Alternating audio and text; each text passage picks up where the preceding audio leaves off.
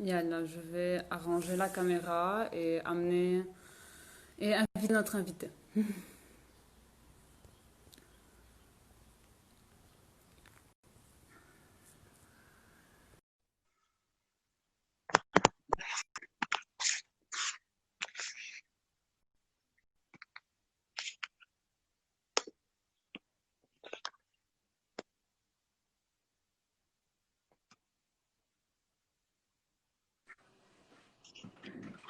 Bonjour. Bonjour, on va changer un peu l'emplacement de la caméra.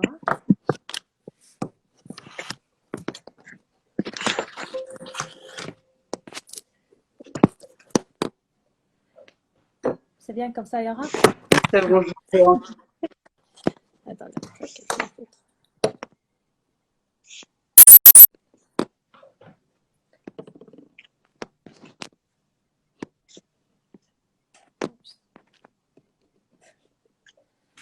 Comme ça, c'est bien?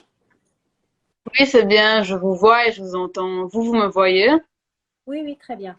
Je mets les Ok. écouteurs ou ça va, vous m'entendez bien là? Moi, ça va, je vous entends bien. Ok, parfait alors. On va juste attendre une minute pour commencer. Comment ça va? Comment Moi, se passe le confinement? j'appréhendais parce que c'est la première fois que j'utilise Insta. D'habitude, j'ai très peu de... J'ai fait passer un truc de Ça temps, va? mais c'est pas ma plateforme préférée. Non. Jusqu'à maintenant, ça va. Ouais. Ouais. Et ça va bien se passer pour après. Oui. Donc, vous le faites vous faites ça très souvent? On est en train de le faire toute cette semaine et je pense que la semaine prochaine aussi. Pour juste changer un peu d'ambiance et des études et on sait que tout le monde est à la maison et certaines personnes s'ennuient beaucoup, donc Ouais. juste pour changer un peu, aider les gens à se divertir. Surtout ceux qui vont pas avoir le bac, qui l'ont déjà en poche. Oui, Vous êtes soulagés là et pour le là, bac. on va commencer. Oui, Yann. oui, si, ça va. Ok.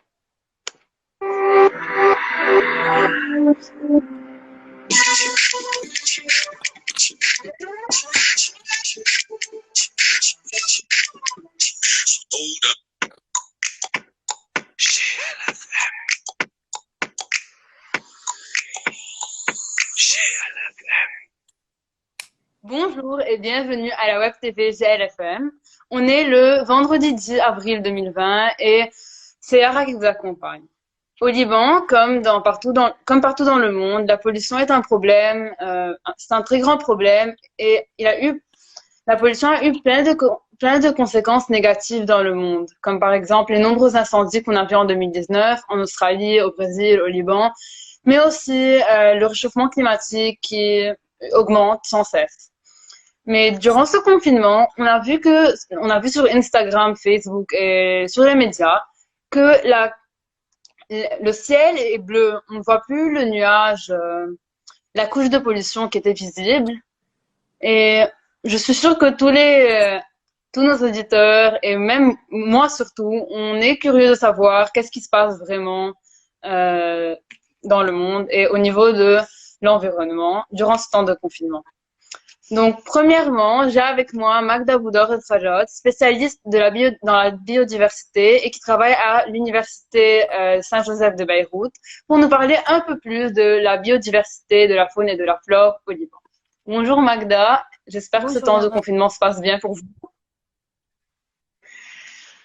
Oui, ça va. Ça va? Oui.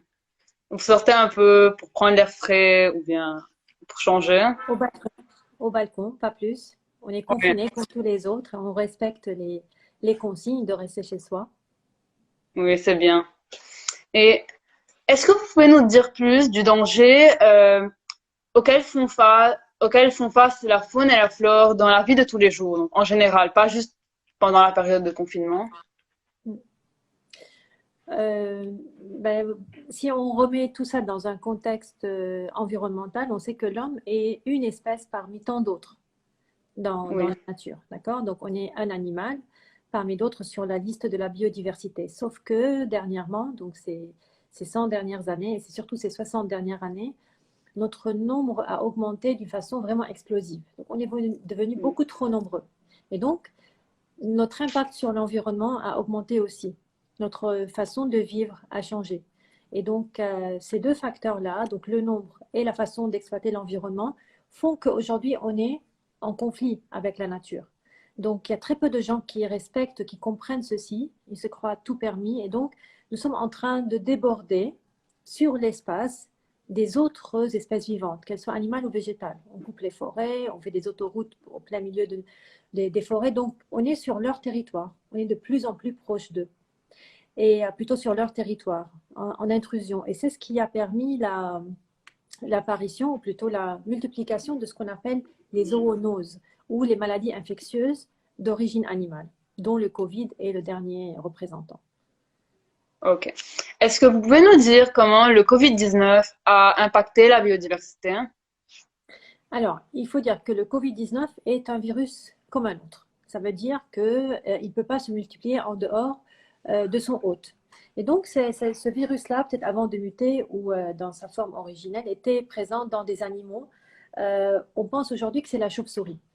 Et donc, la chauve-souris, elle a son virus, elle est quelque part comme nous, aujourd'hui, on est en train de s'adapter à nos virus.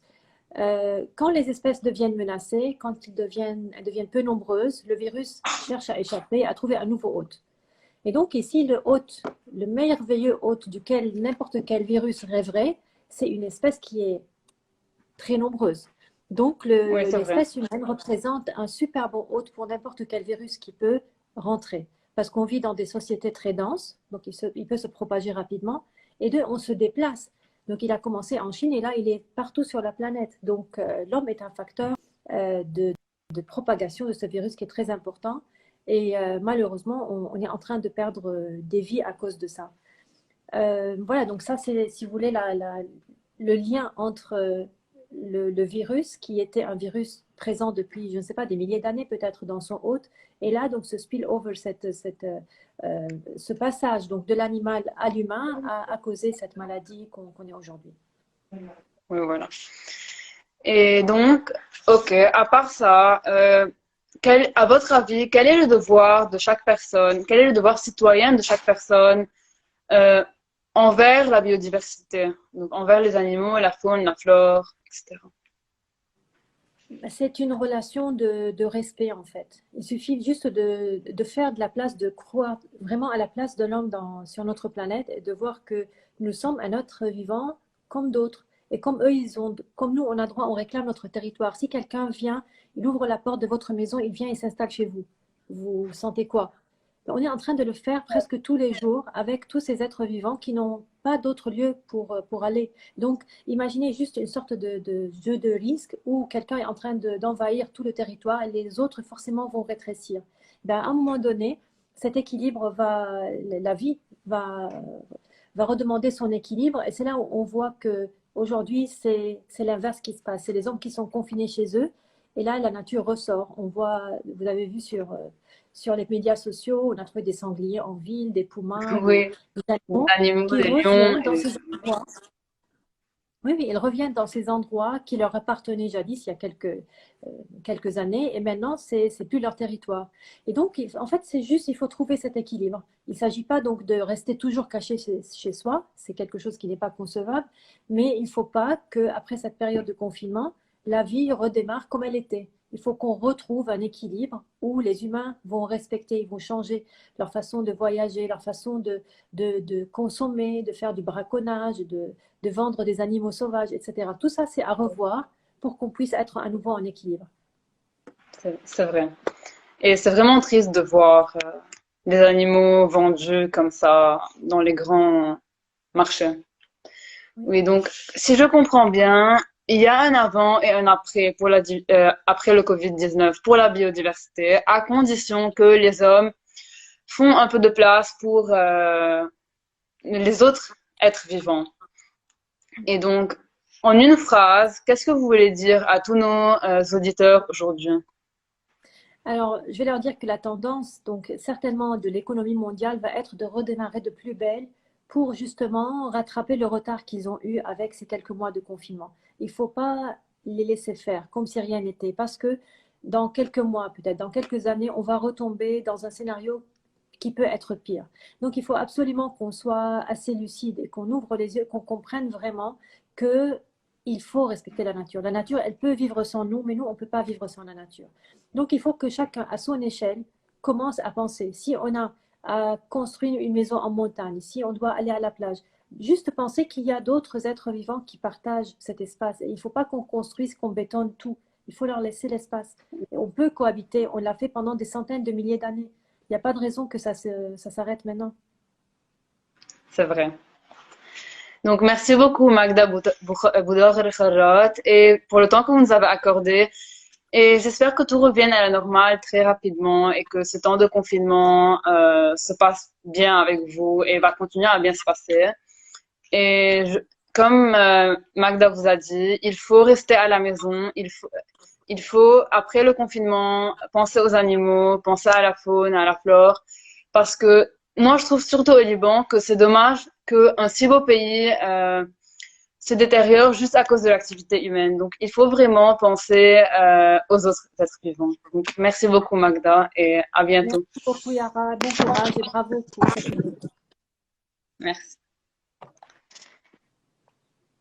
Donc, maintenant, je vais ajouter Inès Yabar de Paris.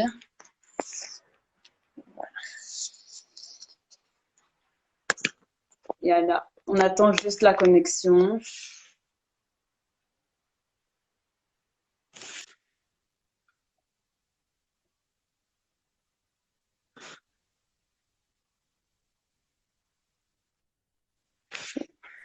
Bonjour Yara. Salut Inès. Inès, tu peux juste tourner ton écran. Je me mets de côté, Voilà. comme ça, c'est Oui, c'est mieux. bon, merci. Tu vas bien? Ça va à Paris? Oui, merci. Ça va. Ça va très bien. Il fait beau ici aujourd'hui, donc on profite du balcon. Ah, nous, c'est le contraire, il pleut. Donc, mais ça va, ça va. Donc, maintenant, on a avec nous Inès Yabar, qui est une activiste péruvienne dans le développement durable et qui est une étudiante en master en écologie à Paris. Donc, bonjour Inès et bienvenue à la Web TV GLFM. Inès, on a vu des photos des capitales du monde entier avant et après le confinement. Et comme je l'ai dit avant, on a vu que la couche de pollution dans le ciel, les nuages de pollution, ont presque disparu, ont presque disparu et le ciel est bleu maintenant. Donc, est-ce que tu peux nous dire à Paris comment le Covid-19 a affecté l'environnement?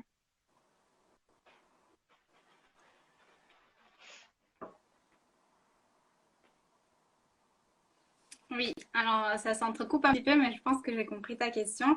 Bon, comme tu l'as dit, le ciel il est plus clair ici, l'air il est un peu plus pur, il y a une réduction de la pollution atmosphérique, c'est sûr. À Paris et en France spécifiquement, la première semaine de confinement s'est accompagnée d'une baisse de 37 points de dioxyde d'azote dans l'air, ce qui est 26 points en dessous de la moyenne annuelle de l'année dernière par Air Paris. Donc, c'est sûr qu'on note une baisse à Paris, mais pas seulement. Hein. On l'a vu en Chine aussi, les émissions de dioxyde d'azote qui ont été réduites de 1/3 en période entre janvier et février. Aux États-Unis, pareil, une baisse de 5 à 10% des émissions selon l'Université de Columbia. Et mondialement, les émissions de CO2 descendent d'au moins 6%. Donc, c'est énorme, sachant que c'est ce qu'on a besoin de faire d'ici 2030 pour atteindre les objectifs du développement durable. C'est une réduction à peu près de 6% par an pour atteindre le 1,5. D'accord. Inès, à ton avis, qu'est-ce qui a entraîné cette baisse de pollution? Premièrement, on l'a noté déjà avec l'aviation. Il y a eu beaucoup moins de vols, les gens se déplacent beaucoup moins, sachant que les vols, c'est 2% des émissions de gaz à effet de serre. Donc, si on les élimine totalement, on descend déjà de 2%. Même si au début, malheureusement, les vols ils partaient quand même vides pour maintenir leurs espaces dans les aéroports, mais heureusement, ça a été changé et maintenant, il y a beaucoup moins de vols. Donc ça, c'est le premier. Le deuxième, c'est qu'il y a aussi moins de commerce. Ce qui veut dire que beaucoup de gens achètent moins d'habits, achètent moins de produits qui sont pas forcément nécessaires à la vie de tous les jours. Et il y a eu une relocalisation de beaucoup d'usines, notamment par exemple pour les pharmaceutiques, qui par exemple en Europe ont relocalisé en Europe et ne venaient plus de Chine, ce qui veut dire beaucoup moins de transport dans ce monde-là. Et après, par contre, par exemple, le numérique, il a augmenté, c'est quand même 4% des émissions mondiales. Néanmoins, c'est beaucoup moins polluant que tout le reste, quoi. Et finalement, je pense aussi au gaspillage alimentaire. Il y en a beaucoup moins maintenant que les gens sont plus conscients, ils mangent chez eux, donc ils pensent beaucoup plus à ce qu'ils mangent et le gaspillage alimentaire, c'est quand même énorme en termes de gaz à effet de serre. Donc c'est un point positif aussi, qui est que tout ça baisse la pollution. Oui, ok. Donc, Inès, une fois que le confinement va se terminer, non, je pense que les gens vont recommencer à sortir, à voyager, à utiliser leur voiture, etc. Qu'est-ce que tu proposes pour que le taux de pollution ne augmente pas beaucoup et qu'on reste sur le bon chemin? Hmm. Ouais, c'est très controversiel. Je pense que l'intervenante précédente l'a dit aussi. Les gens vont vouloir revenir à ce qui était fait avant.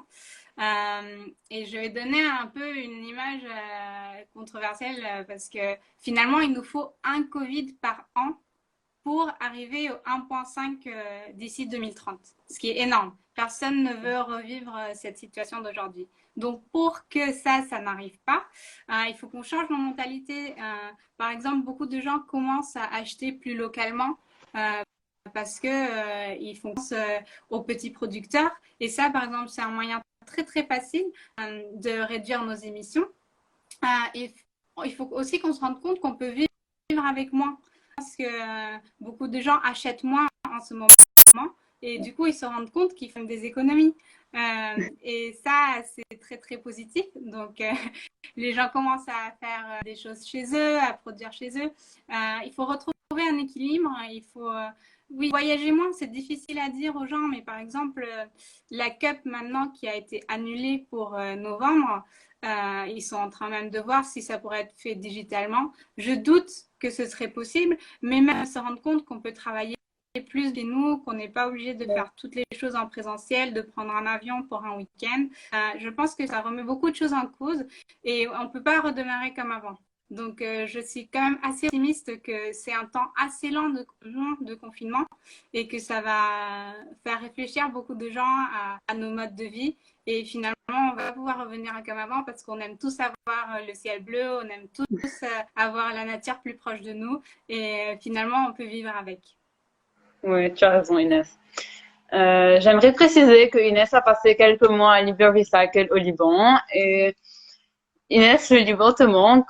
Ou bien Paris, c'est mieux? Oui, non, Ça non, va. pas du tout. Le Liban me manque énormément. Et j'aimerais beaucoup y retourner, mais c'est sûr que maintenant, on ne peut. Ouais. Mais vous inquiétez pas, j'essaierai de retourner quand les restrictions seront levées. Oui, on espère aussi te voir prochainement. Et je te souhaite une très bonne période de confinement et merci beaucoup pour tout le temps que tu nous as accordé, surtout que je sais que tu avais cours pendant ce temps.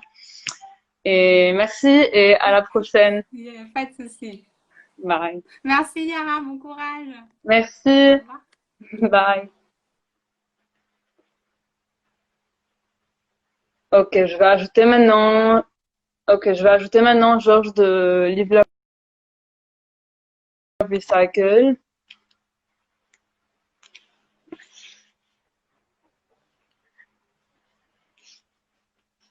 On attend juste la connexion.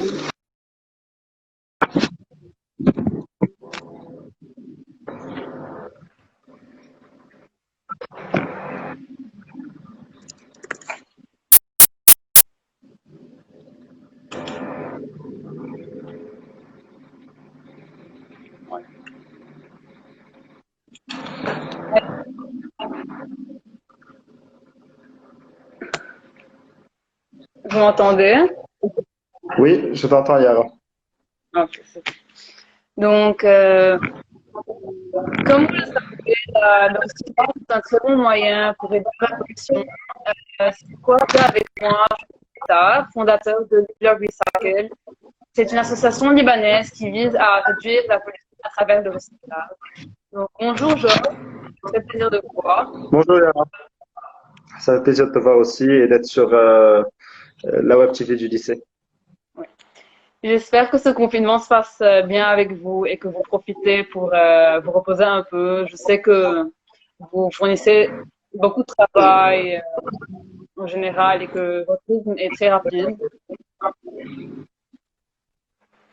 Merci. Georges, j'apprécie énormément tous les efforts que vous et les membres de Live Love Recycle fournissez.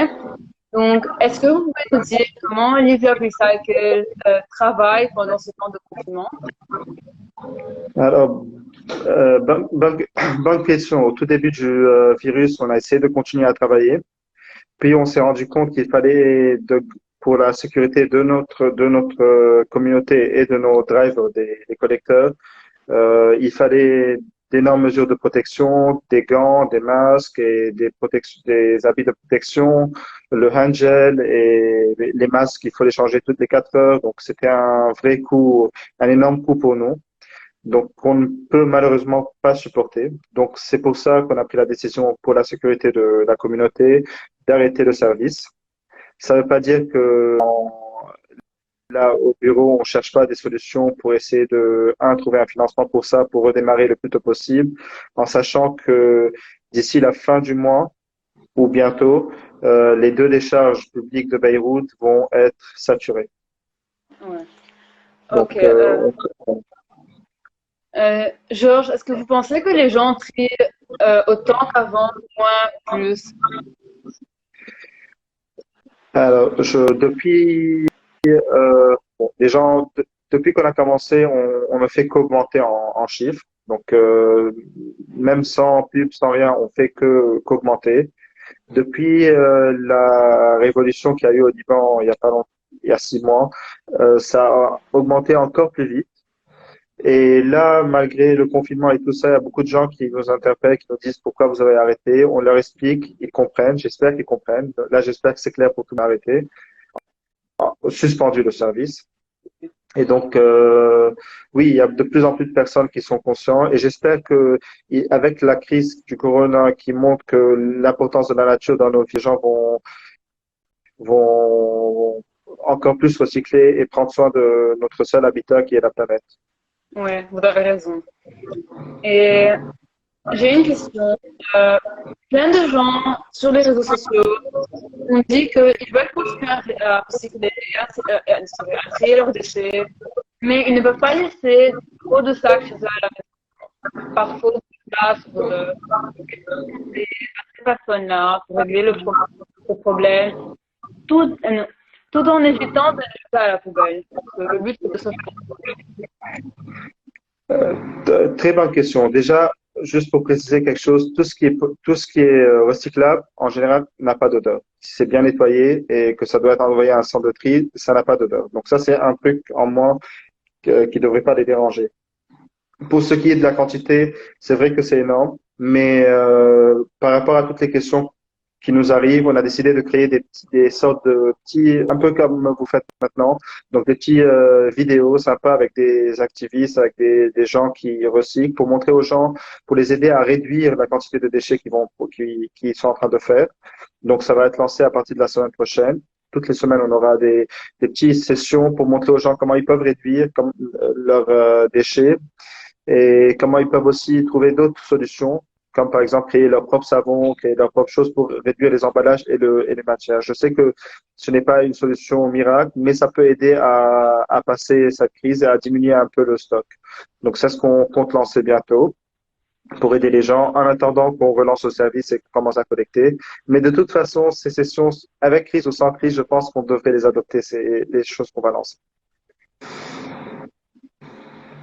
C'est vrai. Donc, j'invite tout le monde à nous suivre bientôt et à suivre ces petites sessions. Toutes les personnes qui sont intéressées. Quelqu'un a même des idées à partager avec d'autres pour réduire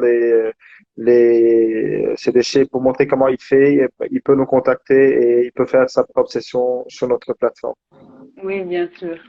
Je me rappelle, nous, quand on était petits, on faisait des sorties au Dragon, je pense, et on nettoyait les bouteilles de lait, on faisait des porte-monnaies avec bien les magazines, on transformait en décoration pour les maisons, et des choses comme ça. Donc, on peut toujours trouver des moyens pour trier et ne pas jeter nos déchets à la poubelle. Voilà. Donc, parfait. À tous nos auditeurs, si vous habitez à Beyrouth, n'hésitez pas à télécharger l'application Libre Recycle. Cette période de confinement, l'activité de tous les chauffeurs de Libre Recycle pourront à nouveau passer chacun d'entre vous et prendre en charge de bouteilles triées. Alors, merci beaucoup pour tout ce que vous avez offert et bonne chance pour la suite. Merci à toi, Yara, et merci à tous les auditeurs. Donc, chers auditeurs, c'est la fin de notre 5e émission. Merci beaucoup à tous ceux qui ont écouté et je vous souhaite un très bon week-end et à la semaine prochaine. Je vous informe dès maintenant que la semaine prochaine, vous aurez besoin de vos habits.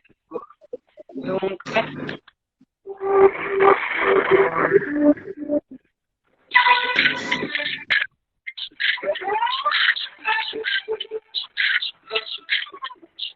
Hold up.